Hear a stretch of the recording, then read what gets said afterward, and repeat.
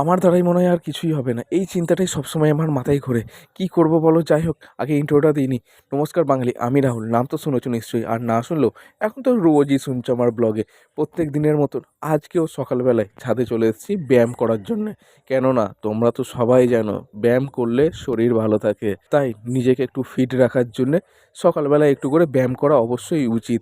তাই প্রত্যেক দিনের মতন চলে এলাম ছাদে, একটু ব্যায়ামগুলো করছি। তারপর দেখি আবার সেই রোজকার মতন কাজে যেতে হবে। কি বলবো, মানে এর থেকে বিরক্তিকর জীবন আর মনে হয় না কারুর আছে। এটা হয়তো বলা ভুলই, কেননা প্রত্যেকজনার জীবনে লড়াইটা প্রত্যেকজনার আলাদা আলাদা। সবাই নিজের মতন করে লড়াই করছে। আমি আমার মতন করে লড়াই করছি, সে তার মতন করে লড়াই করছে। কারোর লড়াইটাই কম নয়। তাই কাউকে বলা ভুল যে আমার লড়াইটাই লড়াই, অন্যজন বেশ শান্তিতে আছে। সবাই প্রবলেমের মধ্যেই আছে।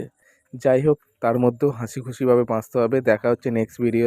ততক্ষণের জন্য বাই।